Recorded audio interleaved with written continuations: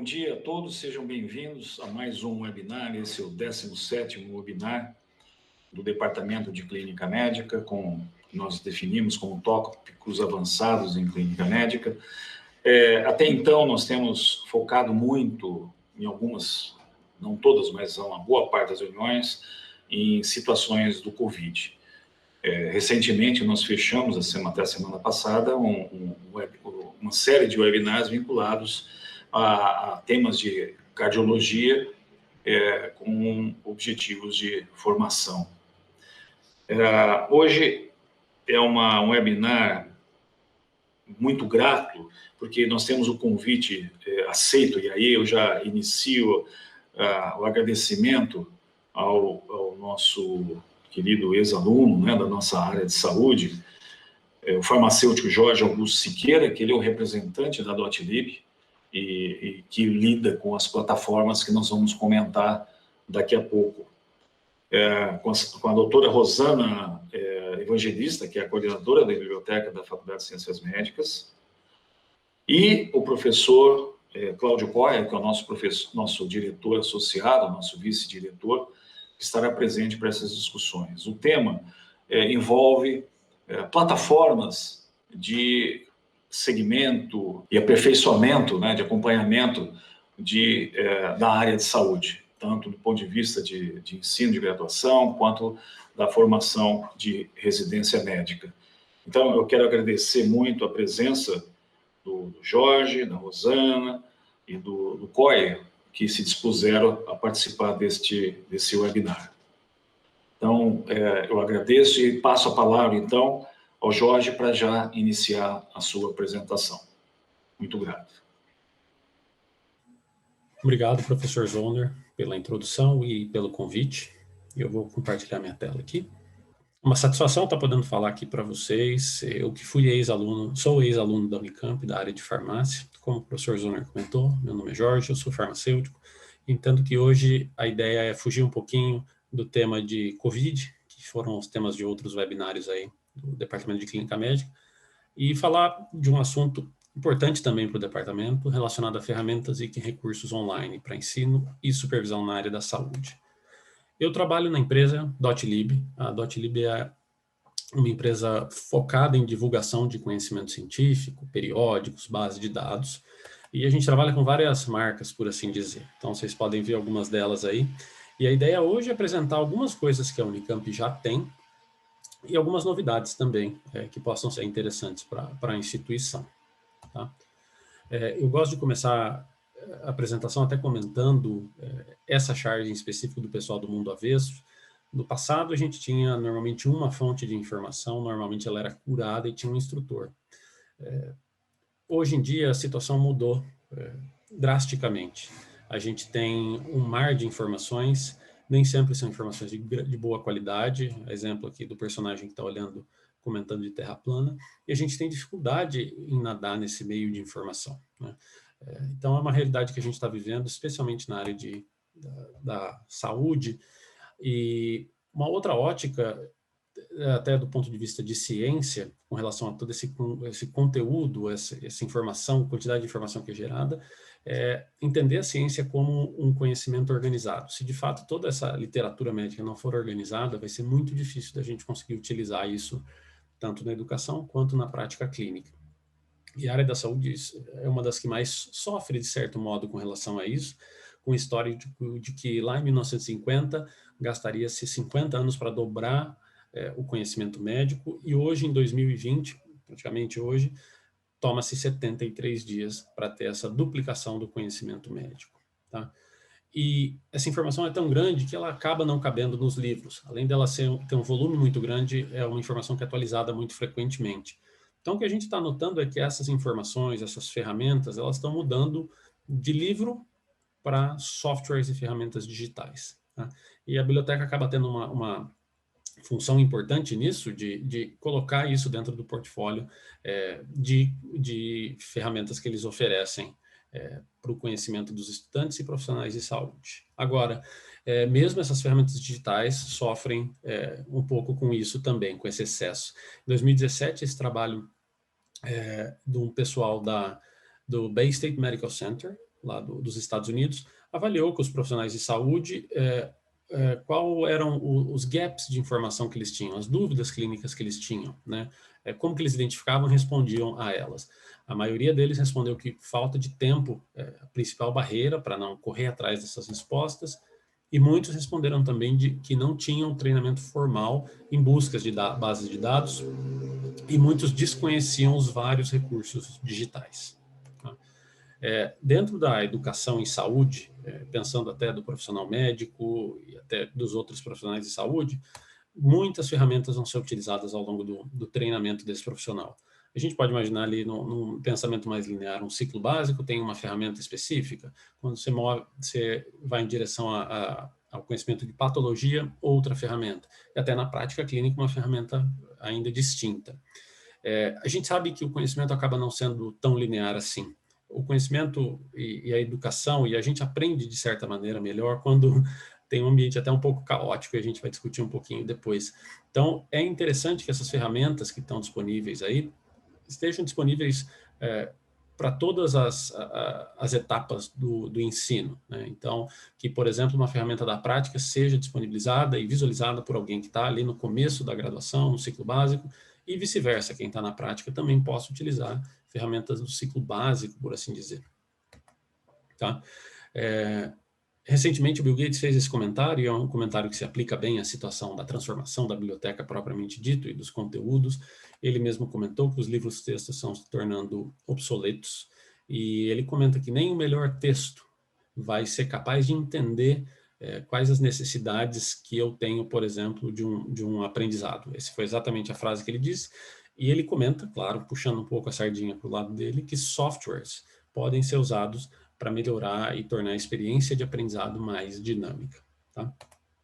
Bom, mesmo com recursos digitais que já agregam muita informação, eles não são tão triviais de utilizar como o próprio livro que você abre, procura o índice, entra no capítulo e vê a informação. Então, essa parte de treinamentos, de usos de ferramentas novas, especialmente as digitais, é essencial, justamente para evitar esse tipo de problema da imagem aí. Não importa quantos recursos você tenha, se você não sabe utilizá-los, nunca vai ser suficiente. E a biblioteca tem um papel essencial com relação a isso. A gente não imagina que os livros físicos de papel vão sumir num tempo curto, não, mas eles vão e já dividem o espaço com essas ferramentas de softwares. E a biblioteca tem uma função absolutamente essencial com relação a isso. Tá? Agora, a ideia era pincelar algumas das coisas que a Unicamp já tem disponível aí para os estudantes e para os profissionais de saúde da universidade, e comento aqui que a Unicamp é uma instituição privilegiada em termos de recursos, tá, que tem disponíveis, muito melhor do que muitas outras na América Latina. Então, sugiro que aproveitem o máximo desses recursos. Em termos de seleção do que eu queria mostrar hoje de modo muito rápido, eu ia comentar da ferramenta da Primal Pictures, que é uma ferramenta focada em anatomia em 3D, sim, num cunho mais focado no ciclo básico. Então, a ideia aqui também é que o estudante não tenha que ficar andando para cima e para baixo, por exemplo, com os atlas de anatomia, o Netter ou o Sobota. Esse é um software que permite fazer o estudo da anatomia de modo digital e bastante aprofundado. Então, eu posso acessar, por exemplo, uma peça anatômica ali de cabeça e pescoço, selecionar qual a parte que eu quero visualizar, há informações relacionadas a isso, e eu consigo manipular essas imagens, por exemplo, no modelo 3D, aumentar camadas de teciduais, aumentar a complexidade, reduzir as camadas também. Então, dá essa possibilidade interessante de trabalho com uma peça anatômica. Né? Aí eu coloquei uma outra imagem do tórax e do abdômen, e, sendo uma ferramenta digital, também trabalha com essa questão do aprendizado variado, né? Adaptativo também. Então, existem, por exemplo, quizzes para identificação de peças, de partes anatômicas, que o estudante pode utilizar para treinar e absorver conhecimento nessa área de anatomia. Uma outra ferramenta que eu ia comentar, que vocês têm disponível aí, é o CognisMeds com IBM Micromedics. A gente classifica ele como um sistema de suporte à decisão clínica, foco em medicamento e toxicologia, e ele pode ser incorporado tanto no ensino básico quanto na ponta também, no profissional da prática, tá? Com esses dois focos, inclusive, como comentado, de medicamento e de toxicologia. A base da IBM Micromedex, ou Micromedex propriamente dito, já existe há muito tempo, desde 1974, era um foco em toxicologia na época, e foi crescendo ao longo do tempo, e recentemente a gente fez algumas interfaces adicionais aí para facilitar o acesso a eles e criar algumas funcionalidades, que é o que a gente chama de Cognismeds. Isso está disponível para a Unicamp também. E esse tipo de base, ferramenta de suporte à decisão, vem com a necessidade do profissional clínico na ponta mesmo, no point of care. Esse trabalho do JAMA de 2014, do professor Delfiol, fez uma pesquisa com os profissionais que estão à beira-leito e viu que das dúvidas clínicas que eles tinham, 34% das perguntas eram relacionadas a tratamento. E como a gente vê frequentemente, hoje tratamento tem uma parte medicamentosa muito importante, tá? E o que acontece é que às vezes faltam informações sobre o medicamento para a conduta clínica de um profissional, seja um médico, seja farmacêutico, até mesmo um enfermeiro, ali no ponto do cuidado.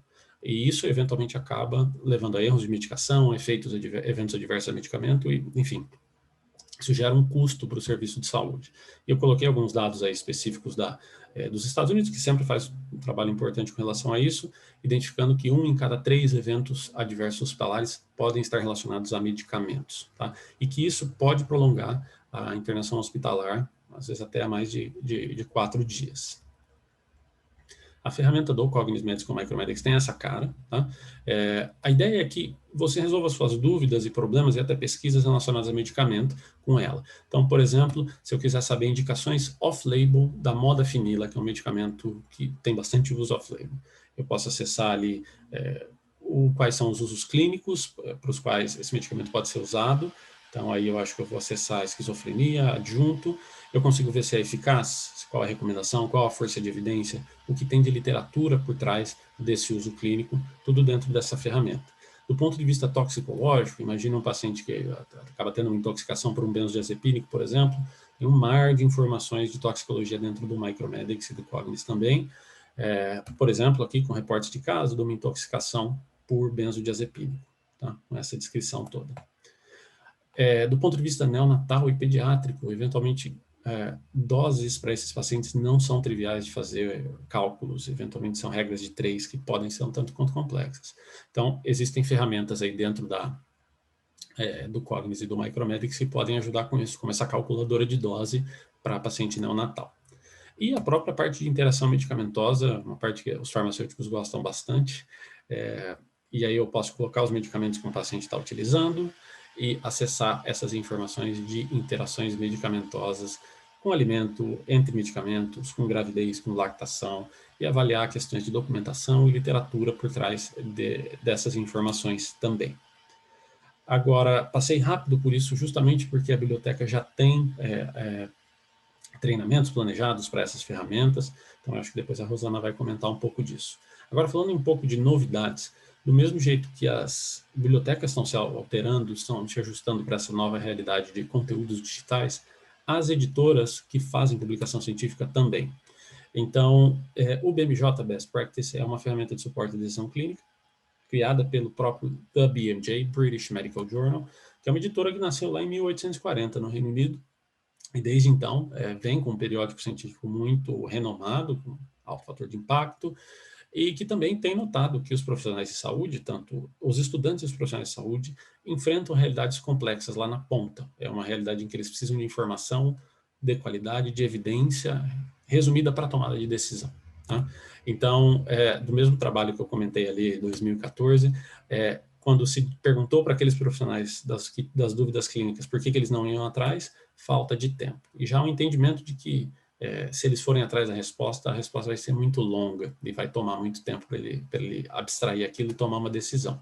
Então, o próprio BMJ discute muito isso, a questão da saúde baseada em evidências, da evidência propriamente dita, e nesse texto deles, eles comentam de simplesmente tornar a evidência mais simples. Esse é o foco dessa ferramenta e é o foco dessa discussão também. O curioso é que eles comentam aqui de as práticas clínicas que são mais longas do que o livro Guerra e Paz. Então, não sei quem acompanha muito o BMJ, o jornal, eles tendem a levar a uma questão um pouco até humorística com relação à discussão da evidência. Eles comentam que essas ferramentas têm de ser sucintas, relevantes, específicas, não ter uma agenda financeira ou ideológica específica e tem que ser engaging, tem que ser engajante, tem que engajar o usuário, as informações serem apresentadas de uma forma muito interessante. E aqui eles comentam, de fato, considerando o humor e uma grande dose de ceticismo saudável. Isso é um ponto sempre muito importante da questão da saúde baseada em evidências. Aí eles até comentam dos princípios do senso comum para criações de soluções como essa, e aí tem algumas considerações, por exemplo, você nunca vai reduzir o risco a zero, mas novamente essa questão do humor deles, comentando que no final todos vamos, é um princípio comum, de senso comum, que todos estaremos mortos no final do processo. Então, mais um ponto do BMJ. E a ferramenta é essa, ela tem essa cara, ela é construída pensando numa estrutura de consulta ao paciente, começando com uma teoria, depois um diagnóstico, né, com exames, exame físico, fatores de risco, etc.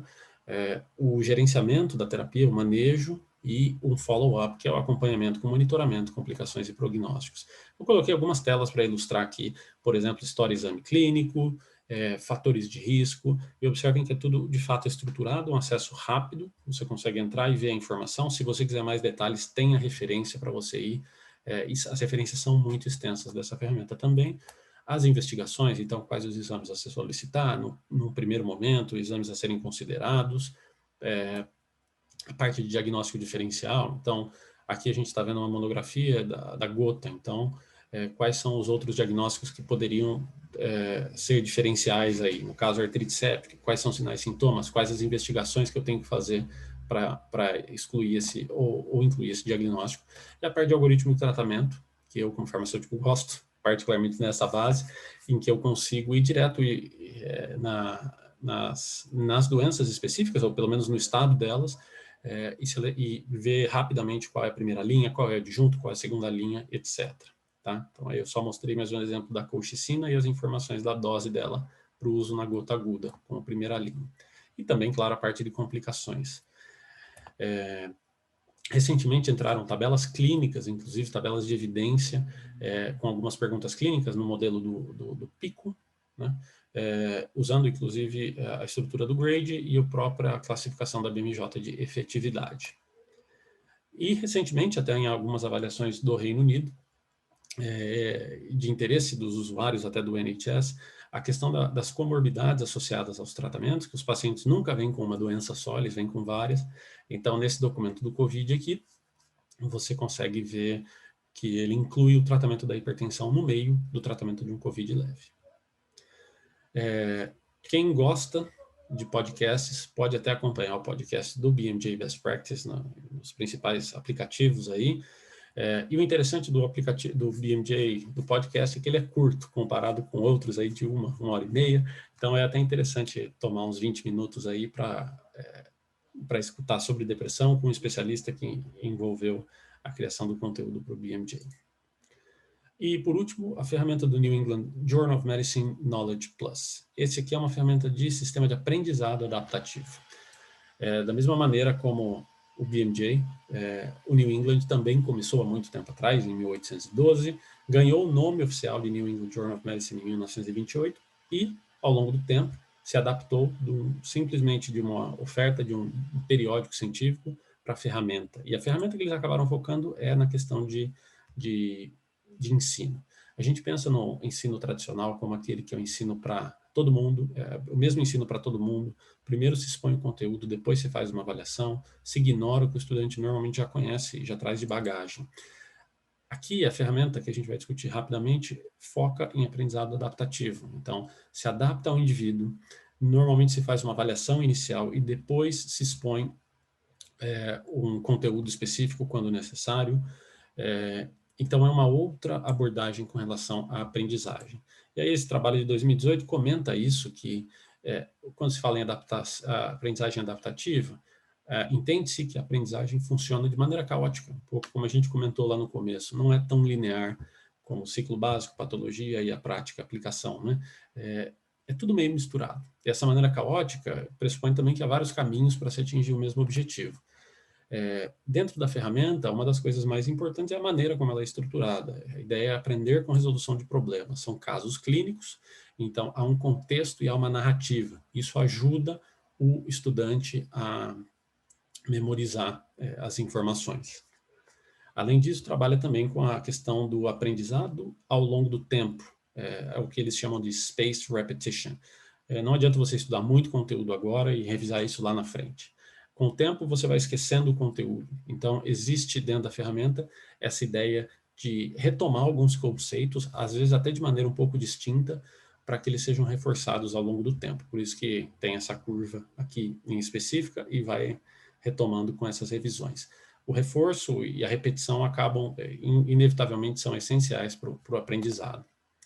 E aí, por isso que a ferramenta do New England usa esses princípios da ciência cognitiva de aprendizado ativo, autodirecionamento, repetição espaçada e a metacognição para criar essa ferramenta. Como que ela é?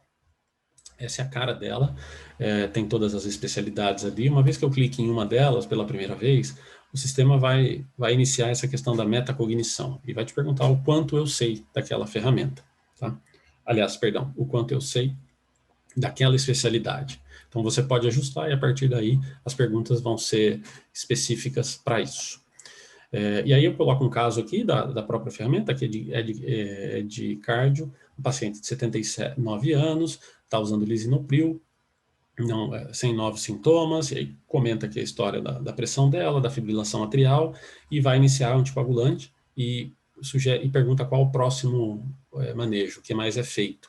Eu, pensando como farmacêutico, vou sugerir um medicamento aqui, mas isso acontece em duas etapas. A primeira é o que você acha que está certo e o quão confiante você está com essa resposta. Isso é importante para os algoritmos do aprendizado adaptativo entenderem se você precisa de mais informação aqui, nessa área, se você conhece bem e está acertando bem, ou enfim, se pode se focar em uma outra especialidade específica. Aqui eu errei. Ele recomenda um eco ambulatorial. Importante que ele traz esse ponto de aprendizado principal aqui, de maneira resumida, mas o estudante pode acessar e ver feedback mais detalhados e também acessar os recursos que foram usados. A literatura primária, basicamente, foi usada para criar esse caso clínico aqui. Eu consigo ver o meu progresso nessa ferramenta, então eu consigo ver para cada uma das especialidades como eu estou indo, qual é o total de pontos de aprendizagem, quantos faltam ainda, qual a minha proficiência. Dentro de cada especialidade tem os tópicos, então dentro de cardiologia tem hipertensão, arritmia, insuficiência cardíaca, doença isquêmica, etc. Então eu consigo fazer esse monitoramento todo, consigo buscar dentro da ferramenta perguntas específicas e vocês observem que as perguntas são separadas, são de 3 tipos, né? Perguntas de caso, perguntas rápidas e preenche o espaço em branco. Isso é uma maneira também de variar um pouco o conteúdo, aquele ponto de aprendizado, para justamente reforçar o conhecimento. E a parte de metacognição, que é uma parte um tanto quanto interessante, que é basicamente a conversa do Sócrates, que é sei que nada sei. Então, você tem a porcentagem da situação em que você sabe que sabe, a situação que você sabe que não sabe, a situação que você não sabe que sabe, e a situação que você não sabe que não sabe. Isso aqui ajuda o algoritmo a entender como você está indo e aonde você precisa se esforçar mais. Dentro de uma instituição, um preceptor vai ter acesso à performance de cada um dos residentes ou dos internos, é uma ferramenta focada para isso, né, para entender quais são as fortalezas e as fraquezas de cada um deles. Você pode ver tudo isso num dashboard. Agora, só para completar no último slide que eu tenho aqui, a gente falou bastante de ferramentas digitais, enfim, da conversão de livros para ferramentas digitais, mas esse trabalho de 2014, ele identificou um ponto um tanto quanto interessante. O trabalho diz que a caneta é mais forte do que o teclado. Nos dias de hoje, eventualmente, eu imagino que seja isso, os estudantes acabam tomando notas de aula no próprio laptop. Então, eles fizeram um trabalho aí de comparação entre os que tomam notas usando o laptop e os que tomam nota escrevendo. E eles identificaram uma coisa curiosa, que quem faz no laptop, de modo geral, ele acaba fazendo quase que uma transcrição da aula. E quando você faz uma transcrição da aula, é um processo quase que automático, né? Você simplesmente digita o que está sendo falado. Isso pode ser ruim para o aprendizado. Quando você toma notas por escrevendo propriamente dito, você não tem tempo de fazer, copiar, escrever exatamente o que foi apresentado pelo professor ou numa lousa. Então, você se força a adaptar aquela informação e a resumi-la e fazer um que eles chamam aí de reframing nas suas próprias palavras daquela informação. Então, só para completar, eu acho que as ferramentas digitais estão aí, tem muitas disponíveis, mas a gente está no momento que vai acabar usando ainda assim uma opção de papel, e justamente às vezes para complementar o que já existe numa ferramenta digital. Então era isso que eu tinha para apresentar, eu paro aqui o meu compartilhamento e agradeço mais uma vez ao tempo disponibilizado.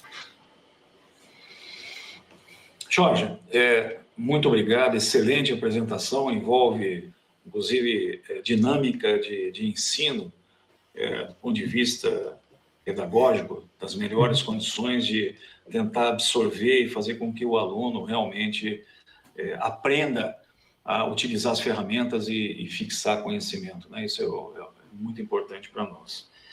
Eu vou lembrar que esse webinar ele está sendo gravado e estará disponível a todos, como tem sido todos os webinars, com referência na página da FCM e na página do Departamento de Clínica Médica. Então, eu gostaria de passar a palavra à Rosana para que faça suas considerações do ponto de vista da biblioteca, consideração inclusive de visão institucional, do que nós temos disponível, quais são as formas inclusive de treinamento para a utilização dessas plataformas, e aí juntando um pouco do que a apresentação do Jorge, o que nós temos de perspectiva e potencial de ferramenta de conhecimento, de ensino, e etc. Então, por favor, eu agradeço a presença, Rosana, muito obrigado mais uma vez e passo a palavra para você.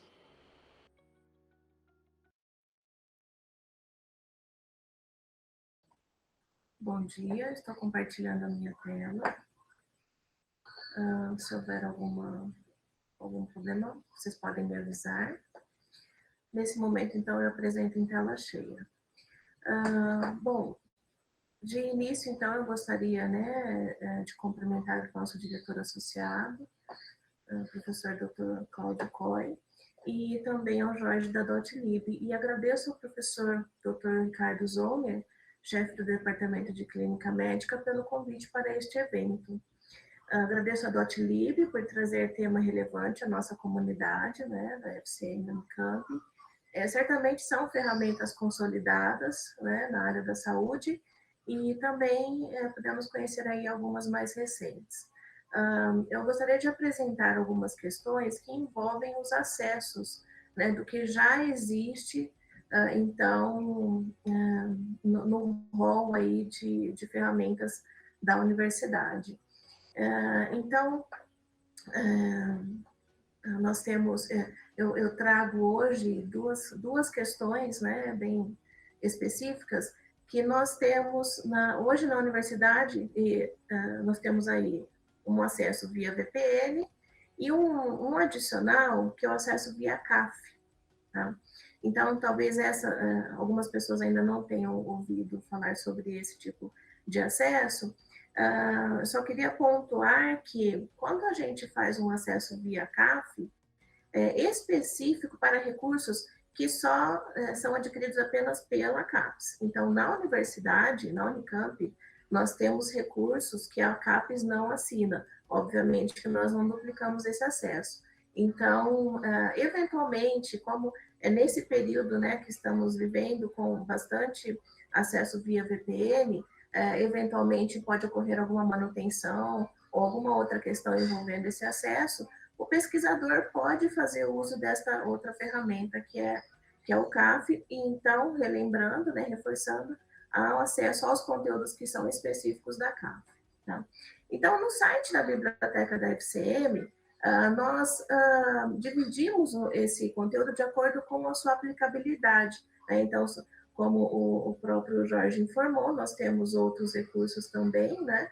E nós preparamos, então, o site da biblioteca para que o pesquisador na área da saúde, o docente, o aluno, né, o próprio pesquisador consiga se guiar aí por tudo que a universidade tem à disposição. Obviamente, a gente tem o site do Sistema de Bibliotecas da Unicamp, que vocês também podem utilizar e fazer a consulta por lá, mas cada biblioteca do campus, então, organiza essa informação para a sua comunidade, né, para a comunidade que é atendida, né, e traz aí os recursos bem pontualmente. Nessa parte central do nosso site, no Notícias e Destaques, nós sempre vamos manter aqui a divulgação dos treinamentos da biblioteca, então essa informação permanece durante o ano, vocês podem utilizar a qualquer momento, né? Mas especificamente falando sobre os recursos, na área bases em saúde, nós temos todo o rol de assinaturas da universidade, e nessa área do Fique de Olho, nós colocamos aqueles recursos que não são exatamente para levantamento bibliográfico, você pode realizar ali um estudo, mas a gente chama um pouco de acesso à informação na área da saúde, né?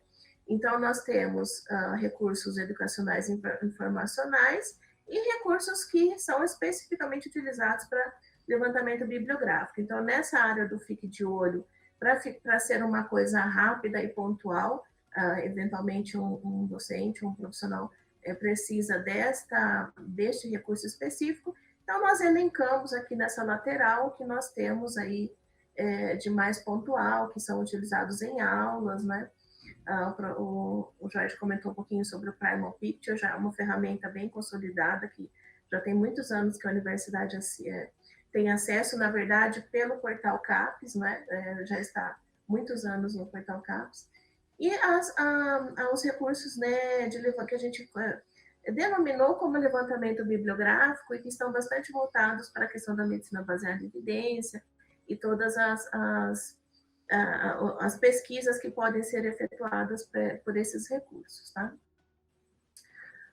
Então, como é que a gente consegue acessar, né, essas informações? Pelo VPN, uma informação bem rápida, provavelmente vocês já estão usando bastante, então pelo site do Centro de Computação, acesso via a nossa própria credencial da universidade mesmo, baixando um software no nosso computador que se chama VPN, ele faz aí a ligação com os recursos, com todos os recursos, né, que é disponível, não só os que são para a área da saúde, como toda a informação presente nas bibliotecas.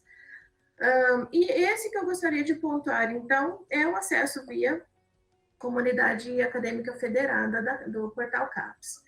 Então, ao acessar o site do Portal CAPES, você tem aqui um acesso CAF, bem na tela de entrada. Ao clicar, né, então, pede-se que se faça a localização da sua instituição, né, utilizando a credencial da universidade. Então, você pode escolher ali numa lista ou apenas iniciar a digitação, né? E a credencial é aquela, a gente costuma falar na universidade, que é o @Unicamp, né? Uma forma de comentar sobre isso. Então, é o que a gente usa no nosso e-mail, é o que a gente usa no VPN, é o que a gente usa em diversos outros recursos aí que podemos acessar, né?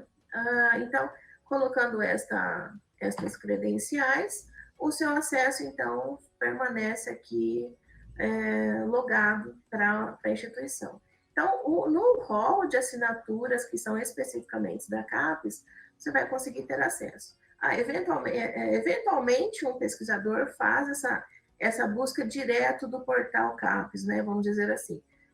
O que nós temos de conhecimento da nossa comunidade, que as pessoas acessam uma base de dados, um recurso de pesquisa, e como as bases são referenciais e nos encaminham para os textos completos, a maior parte dos nossos docentes, pesquisadores, clicam naquele recurso para chegar no texto completo.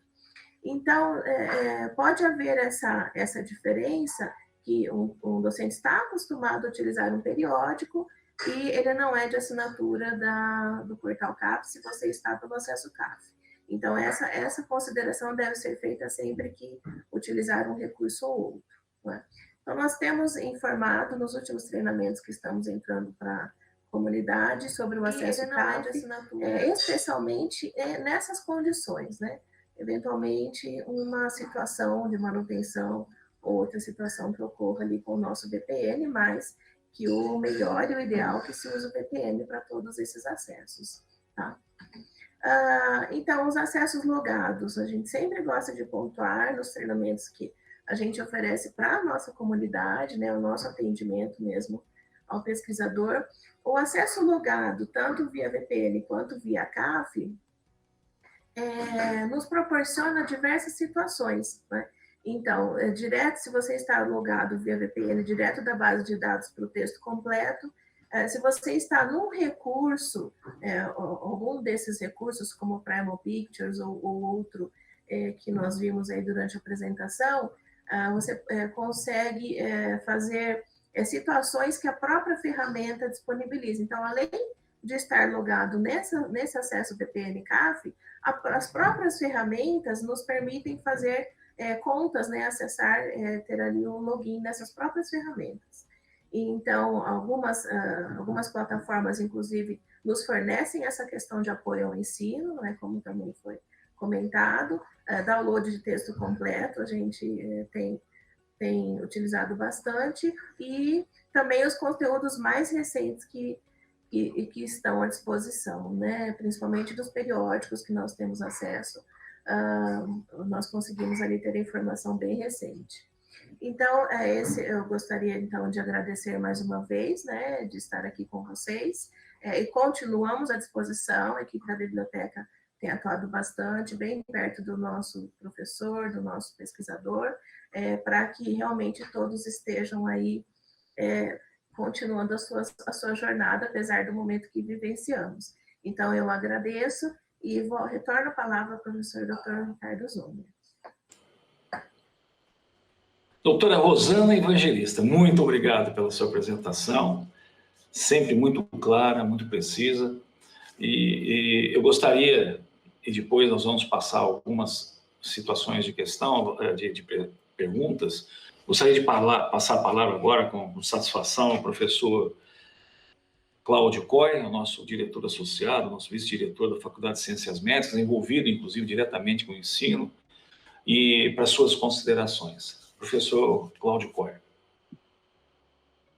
Olá a todos, eu queria agradecer o convite do Zoner, do professor Zoner, e cumprimentar o Departamento de Clínica Médica pela iniciativa desse webinar, e agradecer a exposição do Jorge Siqueira, né, e da nossa bibliotecária Rosana, e para falar que, na verdade, hoje o acesso à informação hoje,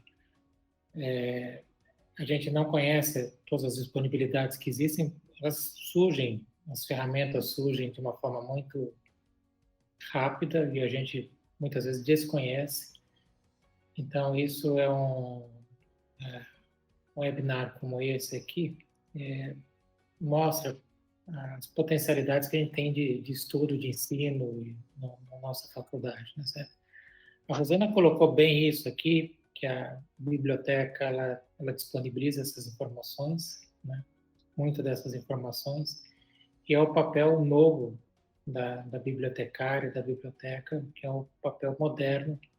A gente tem conversado bastante sobre isso, né, Rosana, aqui na faculdade, que é o novo papel da biblioteca. Eu sou da época que a gente tinha acesso, tinha aula para usar o Index Médicos, né, Zona, você lembra disso? E hoje a gente tem uma série de ferramentas que praticamente dispensam o livro físico, né? Tá certo? E o Jorge colocou bem isso. O Jorge colocou uma coisa mais importante ainda, que são as possibilidades de ensino, de aprendizado que isso fornece. Quer dizer, vai muito além do que você acessar um artigo e acessar um periódico, etc. Então, a gente tem formas de aprendizado hoje que possibilita uma atualização desse número enorme de informações que nós recebemos hoje diariamente, né? Então, Zonder, parabéns aí por você ter a iniciativa desse webinar. Eu queria agradecer ao Jorge, a Dotlib, pela disponibilidade e a Rosana de colocar as potencialidades que temos aqui na faculdade. Obrigado. Obrigado, professor Coy. Importante a sua participação por 2 motivos. Primeiro, o seu envolvimento direto no ensino, né? E segundo, a responsabilidade, a representação institucional. Porque essas ferramentas, elas acontecem não de uma maneira espontânea. Isso existe uma avaliação institucional inicial. Até eu lembro que a Rosana pode lembrar, quando teve do Up to Date, eu fui uma das pessoas também que serviram, né? O professor, acho que Marcos Nolasco, mais algumas pessoas, o professor Abimael também participando da avaliação dessas ferramentas. Eu acho que isso é um processo dinâmico, porque cada vez mais nós temos ferramentas disponibilizadas. E precisa saber como atualizar. Então, tem algumas questões, o professor Coy também, se tiver uma questão, porque como nós tivemos aquele problema técnico, as questões ficaram um pouco tanto comprometidas, mas eu vou já começar a fazer algumas questões. Inicialmente, eu vou perguntar para o Jorge, em relação ao Dotlib, em relação, por exemplo, do British Medical Journal, né, a ferramenta, em que ele se distingue do UpToDate. Então, quais são as vantagens, por exemplo, dessa plataforma do British Medical Journal? Porque aí, depois eu perguntar para a Rosana, porque eu acho que ele não está disponível, nem acho que no CAF também, acho que não está, salvo engano meu, só equívoco. BMJ Best Practice, não. Não, então qual que seria a diferença entre o UpToDate, que também tem uma plataforma de busca similar, né? Mas os pontos importantes para destacar, inclusive tem o professor Coy aqui, que é o nosso, depois o que vai talvez catalisar ou não, né? Sem muita responsabilidade, né, Coy? Mas de qualquer forma, que são as ferramentas de interesse para nós. O que você põe como vantagens da British Medical Journal em relação ao UpToDate? Olha, o professor Ricardo, obrigado pela pergunta também, mais uma vez obrigado pelos comentários todos. As ferramentas, e eu até comento mais como profissional de saúde, como farmacêutico, que até usa essas ferramentas no nosso dia a dia, sempre que possível. Eu penso em ferramentas mais como complementares. Então, por exemplo, o UpToDate tem uma informação muito detalhada de muitas informações. O BMJ, por exemplo, o caso da Best Practice, como a BMJ enxergou esse mercado, na beira-leito, no cuidado com o paciente, às vezes a gente precisa de uma informação mais rápida, mais detalhada. Então, eu entendo mais como uma complementariedade do que simplesmente um versus o outro, por assim dizer. A gente tem até situações fora do Brasil, claro, mas de governos, por exemplo, que assinam ferramentas, e assinam várias que você pode falar, são parecidas. Elas têm funções diferentes de alguma maneira. Então, eu gosto até de enxergar do ponto de vista de complementariedade, e no sentido de que, eu sei que isso é impossível, os recursos são limitados, mas sempre que possível, ter mais de uma fonte de informação é uma coisa muito valiosa na área da saúde. A área da saúde, o conhecimento não é absoluto, né? Não é a interpretação de guidelines ou da própria evidência, vai variar de comitês editoriais de um para outro. Então, na tomada de decisão, eventualmente você vai usar essas várias fontes ao mesmo tempo, de alguma maneira. Então, eu penso mais na questão de complementaridade, e claro, como eu comentei, recurso é limitado, mas sempre que possível, ter várias fontes é uma abordagem que seria um tanto quanto interessante. Coy, você quer fazer alguma consideração em relação a Queria fazer essa uma situação? pergunta. Não, eu acho assim, que quanto mais acesso nós tivermos aqui pela faculdade, melhor, mais ou menos assim, né? Então, a gente pode ver acesso a algumas bases aí ou ferramentas que não estão disponíveis ainda, né? Sem dúvida nenhuma. Mas eu queria fazer uma pergunta para o Jorge. Assim, Jorge, vamos supor, eu não estou ligado a nenhuma instituição, eu não tenho acesso. Como é que eu faço para ter acesso? Qual é o custo disso? Vamos supor, eu sou um médico, um profissional liberal aí que eu estou trabalhando, mas eu quero ter acesso a essa informação.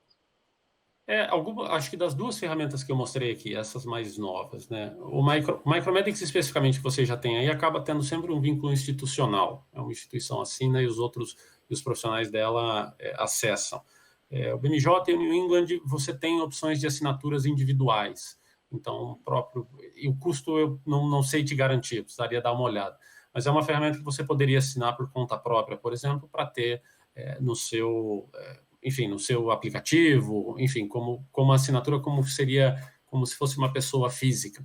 O que a gente tem visto cada vez mais é que as ferramentas estão ficando cada vez mais complexas e acabam sendo ferramentas que o local de trabalho do profissional acaba fornecendo para eles. Então, é um pouco do caso da própria Unicamp, ou que seja um hospital, que normalmente faz uma assinatura de uma ferramenta para que todos os profissionais possam usar. Sendo ela uma ferramenta que vai ser usada naquele ambiente de trabalho, acaba fazendo sentido para a instituição fornecer essa ferramenta. Eu sei que é uma comparação tanto quanto tosca, mas é quase como um hospital, por exemplo, que tem uma ressonância magnética, ele vai comprar, é uma ferramenta para o profissional de saúde usar aquilo no diagnóstico. Então, essas ferramentas softwares também entram um pouco nesse entendimento, né, como uma ferramenta de trabalho do profissional e, portanto, uma instituição que acaba ofertando. Mas sim, como você comentou, tem as opções de assinaturas individuais, a grande parte delas, inclusive. A gente vê isso mesmo, né, Jorge? Na verdade, assim, o acesso à informação, eu acho até que a assinatura, vamos por assim, individual, acho que ela deve ser o menor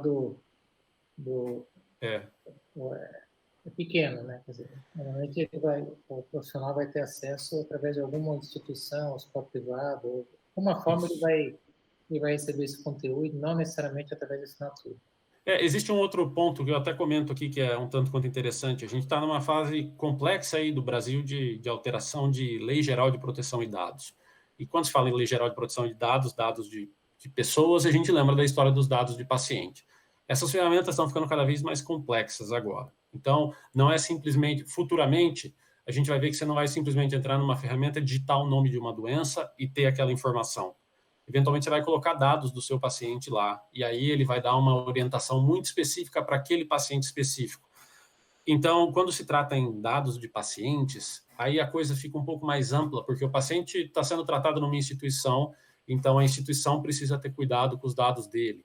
Então, é um movimento focado do lado institucional também por causa disso, porque mais dados vão ser necessários, mais dados pessoais, e aí você vai precisar de uma segurança de dados um pouco maior, que normalmente é a nível institucional.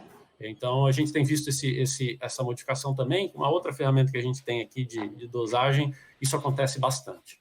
A gente tem visto bastante essa migração. Eu acho essa pergunta do COI extremamente relevante pelo seguinte: nós estamos preocupados aqui na institucionalidade, na instituição, nós estamos fechados aqui. Claro, tem um acesso a CAPS, mas o acesso a CAPS, até onde eu sei que tem mudado, também é um acesso institucional, não é isso, Rosana? Ainda é um acesso institucional. Então, aquelas pessoas, nossos recursos formados, que vão para a prática diária, seja em qualquer área, ele foi formado, agora pode haver uma quebra exatamente dessa disponibilidade de acesso à informação. Por isso, eu acho extremamente relevante, porque eu posso ter uma clínica, e eu tenho vários profissionais até novos que estejam atrelados na clínica, e essas informações são fundamentais. Então, isso que o COI colocou, eu acho de extrema relevância, é o day after, né? Como é que esses residentes formados, como é que eles continuarão a ter acesso a essas ferramentas? Isso é um problema ainda que não resolvido, porque infelizmente, nem toda, eu vou chamar de instituição, né, privada, vamos chamar assim, ou as clínicas, ou as policlínicas, têm essas ferramentas disponibilizadas para os seus recursos humanos, infelizmente. É outro foco, mas eu acho muito relevante essa questão do COI. Tem uma outra, porque eu me preocupo muito também, aí com o Jorge, é o CognisMeds. É uma ferramenta que aqui nós estamos conversando informalmente. a possibilidade até de ser atrelado, quem sabe, à plataforma HGUSE. Eu não sei se isso é possível fazer o acesso ou não. Nós temos Cognos Meds também nas nossas acesso de plataforma, Rosana? Nós temos o Macromendex, né, que usa o Cognos para acesso. E no HGUSE, ele não está conectado, mas é o UpToDate, né? É o UpToDate que está conectado. Mas aí a minha preocupação é exatamente naquela possibilidade de análise de medicamentos, né? Interação e ter acesso. No Hospital Estadual do Sumaré existe essa ferramenta atrelada ao prontuário eletrônico, eu não sei qual que é a plataforma, mas a minha preocupação é exatamente essa plataforma também aqui, para ser utilizada pelos residentes, né, pelos médicos, pelos alunos, e é uma forma de aprendizado de farmacologia clínica e bastante interativa. Eu não sei, essa plataforma, para nós não está disponibilizada, né, Rosana, em relação a isso, né? O Jorge, você, por favor, complementa. Hoje a Unicamp tem o acesso que a gente chama acesso online, propriamente dito, fora de um prontuário eletrônico que todos os profissionais daí e estudantes podem acessar, médico, farmacêutico, enfermeiro, e checar informação de medicamento, compatibilidade, interação, tudo isso. Agora, a integração em prontuário é possível, é uma das coisas que a gente mais tem trabalhado aqui na América Latina, inclusive. A ideia aí é que fique rápido por um profissional médico ou de saúde que está na frente de um prontuário eletrônico, numa prescrição eletrônica, de ter um alerta informando, por exemplo, de uma interação medicamentosa que seja relevante para o paciente. Isso é possível, é uma parte tecnológica que a gente particularmente gosta muito de fazer, porque ganha-se muito com eficiência com relação a isso. E sim, de fato é algo que é sempre possível de fazer. A gente tem já algumas integrações com prontuários eletrônicos específicos aqui na América Latina, e tem um ganho de eficiência muito importante, esse alerta direto para o profissional que está prescrevendo. Claro, e eu sempre comento isso, ele facilita o acesso, traz a informação para o profissional, mas a tomada de decisão continua sendo do profissional de saúde. A informação ali é baseada em evidências, mas é necessário ser feito uma conduta clínica à luz do contexto do paciente mesmo. Então, eu sempre gosto de comentar isso, porque quando se fala em tecnologia, sempre se fala em inteligência artificial, se fala em substituição do profissional, isso não vai acontecer num tempo muito... não na nossa geração. A conduta clínica vai continuar sendo. Eu espero que nem nas futuras, mas tudo bem. Isso aí. Então, na realidade, essa plataforma de medicamentos, eu acho de extrema importância para nós. E aí, é por isso que eu perguntei para a Rosana se isso está acessível para nós, para o acesso, para a questão, mas não está atrelada. Isso a gente pode conversar com qual seria, até o professor Cláudio Coy, ele é um dos coordenadores do Conselho Executivo, né? Antigamente era o presidente do Conselho Executivo, mudou um pouquinho, mas é essa possibilidade que até agora nós não temos, salvo engano meu, alguma plataforma de medicamentos atrelada ao HGUSE. Eu posso estar enganado, mas ou talvez falte um pouco de divulgação. Mas eu acho uma ferramenta de extrema importância, a gente precisa ver, negociar a possibilidade de usar, não é? Isso está disponível e eu acho que tem até um treinamento previsto aí nos próximos dias com o pessoal da biblioteca da FCM. Excelente, isso é uma notícia fantástica para nós, né, Coy? Isso é ótimo. Eu tenho uma outra questão, aí uma dúvida. Rosana, quando você comenta sobre o acesso VPN, esse acesso é para externos, né? A universidade, ou dentro da universidade também eu tenho que fazer o acesso VPN? Não, é só no acesso residencial. Né? Perfeito, então isso é importante.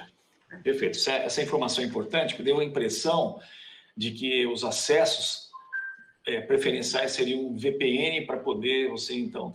Não, tá certo. E o VPN, hoje, tem salvado muito, inclusive, até o ponto de vista de ensino e supervisão, né? Porque tudo online, né? Você tem que ter algum acesso de alguma forma. E é o VPN que é a nossa ferramenta mesmo de interação. Qual é alguma questão? Eu vou ver se eu tenho mais...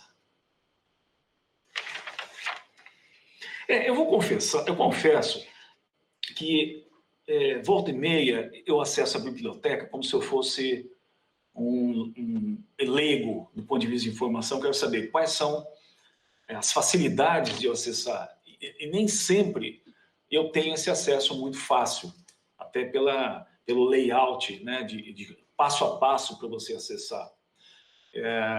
Eu não sei como tem sido esse retorno para a biblioteca, para você, Rosana, em relação a isso. Mas desculpem, tem um barulho aqui de motor. Mas esse é um ponto importante para nós. E aí, eu sei que a biblioteca faz esses treinamentos periodicamente. A gente precisaria ver, né, Coai, alguma coisa que a gente afinasse mais e tivesse esses treinamentos mais próximos da gente. Não é compulsório. Se você quer, você faz. Se não quiser, você, né? Mas eu acho. Eu acho assim que os treinamentos aí que são fornecidos na biblioteca da FCM que são regulares, eles são muito bons, eles são adequados. Tem vários treinamentos aí que é fornecido. A Rosana pode mostrar mais. Eu acho que essa interação nova que a gente tem que ter com a biblioteca, né? Não é fazer Exatamente. Um curso de pesquisa no PubMed, tá bom e pronto, e parece que está tudo resolvido, né? Porque surgem coisas novas rapidamente e a gente tem que estar atento a isso. Então, a gente tem que ver a biblioteca de uma forma diferente hoje, né? Não para ir buscar um livro físico lá, ou acesso a alguma... mas, assim, como uma forma constante de treinamento e de atualização nas bases aí que são disponíveis para nós. E não usar hoje, realmente, é quase como uma moição, né, para nós, né? Não usar para quem está no ensino e na academia, e para o médico que está no dia a dia na prática clínica, ele precisa ter acesso às informações. Isso você não consegue indo lá uma vez na biblioteca, está tudo resolvido, né? Mudou isso, né? E a gente tem que entender que isso mudou, não é, Rosana? Sim, eu gosto de dizer que para os bibliotecários a situação nós já vivenciamos essa, se a gente puder chamar de modernização de acesso, já desde que estamos, né, nos organizando e preparando tudo desde a década de final de 70, 80, 90, e passamos toda essa revolução, né, dos acessos facilitados. E a biblioteca da FCM se preocupa muito com os recursos para a atuação da nossa comunidade. Então, a gente elenca os treinamentos que são, vamos dizer, nós fazemos uma retroalimentação, né? Nós somos procurados por uma situação e já imediatamente a gente faz essa distribuição para o maior número de pessoas possíveis. Então, se eu tenho uma pessoa que, quando a gente não tinha o Micromendex, por exemplo, na nossa lista de treinamentos, porque nós passamos por um momento de renovação de assinatura que foi um pouco demorado e depois ele retorna. Verdade. Então, e nesse meio tempo muitas pessoas procuraram. Então, Micromendex é uma novidade que entra nos nossos treinamentos. Então, a comunidade também alimenta, né, a nossa atuação. Isso eu gosto sempre de reforçar, por isso que nós procuramos ter o maior contato possível, né? Então, quando um bibliotecário fala sobre a modernização da informação, pode ocorrer um viés, não é? Que nós entendemos que há espaço para todos os tipos de informações e gostamos de estimular que as formas convivam, né? Estejam aí caminhando juntas. Mas, sem dúvida, todo o acesso eletrônico que existe na área da saúde, quando a gente se forma lá na faculdade de biblioteconomia, a gente já aprende nos primeiros anos. A área da saúde é a que mais tem informação e é a que é melhor organizada. Isso se deve principalmente ao fato, como o Jorge iniciou falando na sua fala, pela explosão da informação. E na área da saúde isso foi mais impactante e aumentou. E e aumenta progressivamente. E hoje a gente vê até algumas transformações na questão da própria pesquisa na área da saúde. Então, vão surgindo repositórios de dados, repositórios de pesquisa, né? As próprias instituições de fomento começam a colocar algumas questões aí que precisamos nos adaptar. Então, a biblioteca, eu gosto muito de comentar, né? Tenho orgulho de trabalhar para a Faculdade de Ciências Médicas, e que nós realmente estamos sempre preocupados com todas as questões que a gente gosta de cuidar do nosso usuário, né? Vamos dizer, vocês cuidam do paciente e nós cuidamos da nossa comunidade. Isso é muito importante para nós, inclusive enquanto profissional da informação.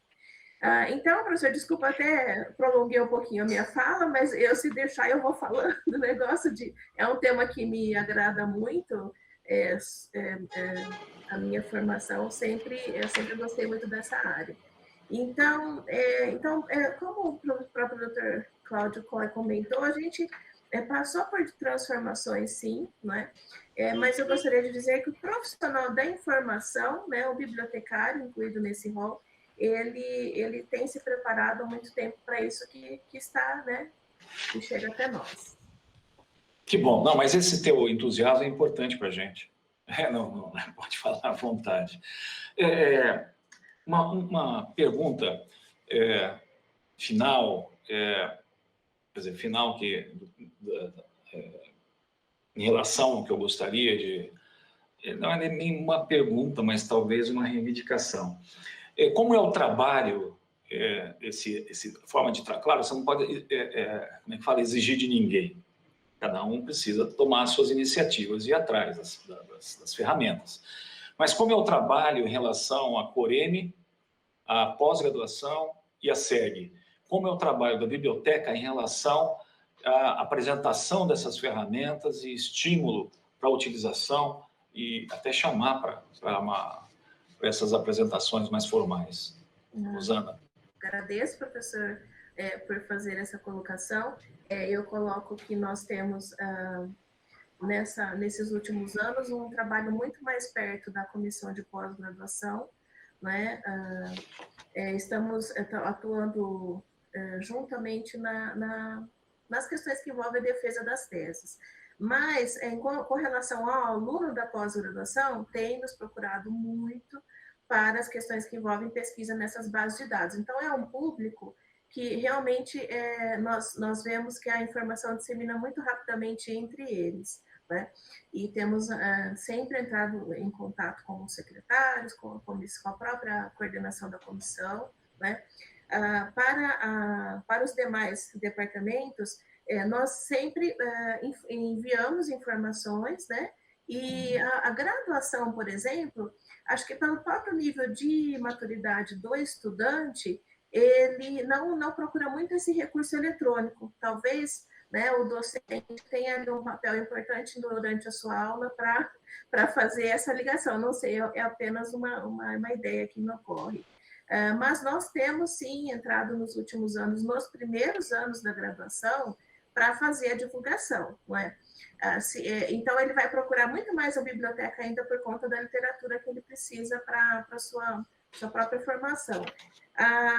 Os residentes, eles nos procuram muito em grupos, né? Então, é interessante notar que você tem poucos residentes individualmente que vêm até nós, mas sim, quando eles vêm, eles já vêm com um grupo, muito preocupados com o que eles perderam. Então, é interessante você ver essa transição. Eu gosto de falar assim da transição do ensino médio para a graduação. Seria muito importante que ele já tivesse uma consolidação de formação ali, porque o recurso que ele está acostumado a acessar no ensino médio é totalmente diferente do que entra na graduação. E há alguns anos nós entramos sim na graduação, assim, entramos de leve, vamos dizer assim, para eles não ficarem muito assustados. Mas é importante já iniciar uma transição. Quando ele sai, então, da graduação para a residência, então ele já começa a se preocupar um pouco, porque ele não está usando aquilo na atuação. Se vê um pouco assim, meu Deus, né? Se eu tivesse isso antes, eu já poderia estar usando. E é interessante, são constatações da rotina diária que eu tenho percebido, né? Mas, assim, aí o Coy, vou pedir também a opinião do Coy, porque eu acho que esse trabalho fabuloso, mas tem duas situações aqui que são situações paralelas, vamos dizer assim. Primeiro, é o trabalho que nós fazemos em relação às bases de dados, tipo PubMed, Web Science, etc. Né? Isso é uma coisa formada, quadradinha. A outra coisa são as plataformas, e isso é o motivo, inclusive, do webinar de hoje, que são plataformas e ferramentas que nos ajudam na formação. Né? E eu não sei, se você questiona, pergunta para os alunos, e mesmo para residente, e mesmo para nós, eu fiz assim um jeito, porque não é um desdém, é muito pelo contrário, é a falta de informação que nós, docentes, na grande maioria, tem por não ter, saber o acesso, como acessar e a disponibilidade dessas ferramentas. Claro, várias razões poderiam ser discutidas, mas essa é a dificuldade, e nem sempre tem a divulgação, porque o próprio docente, nós não sabemos que essas ferramentas estão disponibilizadas e como nós podemos fazer uso. Por isso que eu perguntei qual é o trabalho da biblioteca, que eu sei que é muito intenso, e a Rosana, eu espero que fique sempre assim meio irrequieta, porque isso é fundamental, junto à comissão de ensino. Essa procura espontânea me preocupa um pouco, porque a procura espontânea ela é uma parte dessa população em formação. Eu acho que precisaria ter um pouco mais aí, que eu falo com o Coyer, um pouco mais dessa proximidade para que seja, não vou dizer que seja curricular, talvez até pensando, não sei até se isso valeria a pena até ser uma disciplina curricular ou alguma coisa, não sei. Mas para a graduação e para a residência médica, que essas plataformas, não a plataforma de base de dados, mas essas plataformas que nós conversamos aqui, e algumas delas eu estou extremamente interessado, eu tinha até conversado com o Coyer anteriormente, que é do New England Journal, né? Que é a plataforma, né, Jorge, que é essa de segmento, de acompanhamento, que é interessante, mas um trabalho mais próximo da coordenação, para que isso seja, de alguma forma, colocada, fica difícil, eu não sei se curricularmente, isso pode ter algumas discussões, mas que os alunos saibam como aproveitar. Você imagina o ensino de anatomia, né, mesmo de cirurgia, com a plataforma que você tem todo um avanço que o Jorge apresentou, né, Jorge? Do Primer... Como é que chama, Jorge? Desculpe. O Rosana. Primer Picture, né? Primer Picture. Então, isso para o ensino de anatomia, para o ensino de áreas cirúrgicas, é fabuloso. Mas eu não sei o quanto de nós, vou colocar assim, sabemos o acesso e mesmo a disponibilidade para os médicos residentes e para os alunos, para os internos que já estão em área cirúrgica, que precisam, seja cirúrgica, seja otorrino, área cirúrgica de uma maneira geral. Eu posso estar sendo muito equivocado, mas eu não sei se esse tipo de abordagem... eu recebo, inclusive, as informações, treinamento da biblioteca, mas um trabalho direto institucional, do ponto de vista das coordenações, acho que seria extremamente produtivo. Como fazer é uma outra história, é um outro assunto, mas eu sinto um pouco dessa falta. Por quê? Eu converso com os residentes, eu converso com os alunos, então, e eles pouco sabem até da existência dessas plataformas, né? Não up-to-date, porque isso aí é uma coisa que já vem de muito... Nem lembro de quanto, né, Rosana? Já tem mais ou menos o quê? Uns 6 anos, 8 anos, sei lá quanto tempo mais, né? Então, ela é consolidada. Então, é uma ferramenta já consolidada. Quando é consolidada, existe o vício. Você vai direcionado apenas a ela. E esquece que existem outras possibilidades, né? Então, eu não sei como está esse pensamento da diretoria, da coordenadoria da biblioteca, e aí até aproveito o COE em relação a isso. E a outra situação, realmente, para a gente finalizar, aí, COE, a avaliação dessas outras possibilidades de plataforma, para que a gente possa, talvez, reunir uma comissão junto com a Rosana, para que a gente possa analisar essas plataformas ou essas ferramentas adicionais que a gente possa incorporar à biblioteca. Rosana, assim, sem dúvida nenhuma, sim, né? Podemos... O problema é o custo, né? Tem que buscar esse tipo de acesso, né? E disponibilizar aqui para todos aqui da faculdade, né? Não só da FCM, mas para as outras áreas da saúde que utilizam a biblioteca da FCM, e obviamente que tem interesse em buscar essas novas ferramentas, novas alternativas e disponibilizar aqui através da nossa biblioteca, sem dúvida nenhuma. A universidade, ela tem dado, estou falando universidade,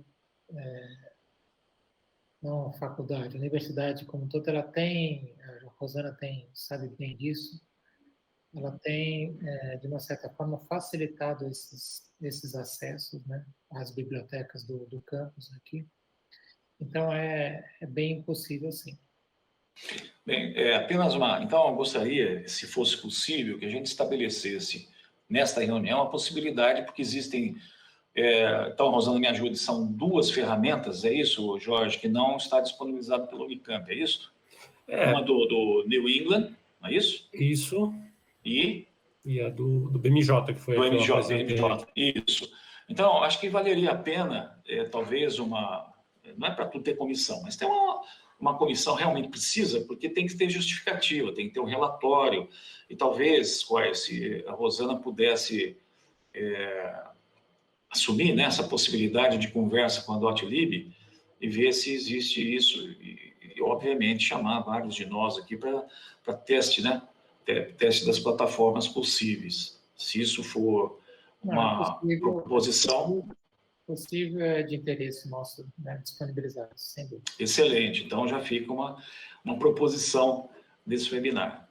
Bem, eu gostaria de agradecer enormemente a presença do nosso querido ex-aluno nosso aqui da área, né, o farmacêutico Jorge Augusto Siqueira, que está num posto importante da DotLib, que é exatamente trabalhando nessas plataformas e mostrando para nós todo o seu potencial, né?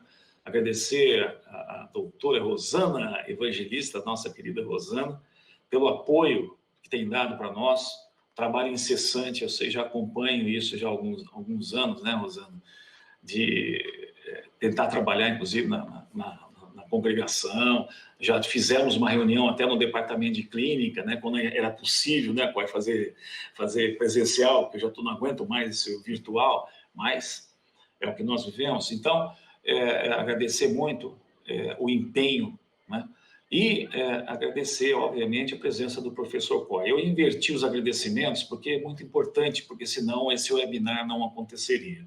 E para encerrar, então, na sequência, Jorge, as suas considerações finais, a seguir a Rosana e o Coy. Obrigado, professor Ricardo, Rosana, professor Cláudio, pelo convite. Obrigado pela discussão. Aqui eu também aprendo sempre um pouco, pelo menos da estrutura da instituição.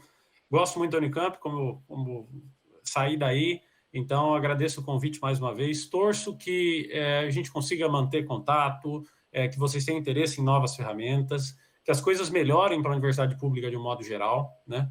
E que isso seja possível mais para frente. Então, obrigado a todos aí. Também agradeço novamente, né, a nossa Faculdade de Ciências Médicas, ao Dr. Ricardo, por essa possibilidade, né, deste evento, o nosso diretor associado, Dr. Cláudio. Continuamos à disposição e vamos discutindo aí, continuar as nossas discussões. Muito obrigada. Palmer, aí, parabéns aí pela iniciativa, né, agradecer mais uma vez aí o convite e a disponibilidade aí do Jorge e da Rosana para essas apresentações aí, foram muito boas. Obrigado. Bem, lembrando que isso também não conseguiríamos vir a cabo toda essa ideia dos webinars se não tivesse o apoio tão motivado quanto a Rosana, né, mas extremamente motivador, que é o Bruno de Jorge. Ele tem dado um apoio absolutamente fantástico, do apoio Aí tem uma comissão, né, Bruno, depois você me corrige, mas a presença e a atividade do Bruno nas orientações e como tem se portado esse webinar, sem ele nós não teríamos esse sucesso dessas 17 reuniões e nós continuaríamos. Nós temos previsto, não confirmado, nós faremos a nossa propaganda, né? Provavelmente nós tenhamos uma reunião ainda de Covid, mas está acertando a presença dos convidados relacionados à epidemiologia, alguns aspectos assim. A professora Mônica Corso está organizando arregimentando, né, as pessoas, então, mas nós não temos ainda a certeza. E muito breve nós teremos um outro webinar, fugindo um pouco do Covid, que vinculado a algumas atividades do Departamento de Clínica, que desde já convido o professor Cláudio Coy, que será de algumas coisas vinculadas ao ensino de semiologia. Então, eu agradeço a presença de todos, peço desculpas novamente pelos problemas técnicos, mas foge nosso controle. Eu acho que depois o Bruno conseguiu fazer alguns ajustes e a reunião acho que acabou sendo indo bem. Então, eu agradeço e desde já desejo a todos uma boa tarde. Ficamos aqui até 1h, então significa que o assunto foi bom. E espero contar com vocês uma outra oportunidade que, porventura, traga. E a Rosana já pode estar certa que nós teremos outras conversas e eu fico satisfeito que pelo menos tivemos como resposta a esse webinar a possibilidade de trazer a discussão desses produtos da Dotlib, né, de gerência para discussão na biblioteca e a participação, inclusive, do professor Cláudio Coy como diretor associado, vice-diretor nosso, quem sabe conseguir essas novas ferramentas. Então, eu agradeço a todos, uma boa tarde e encerro, então, o nosso webinar. Boa tarde a todos e muito boa tarde. Obrigado. Boa tarde.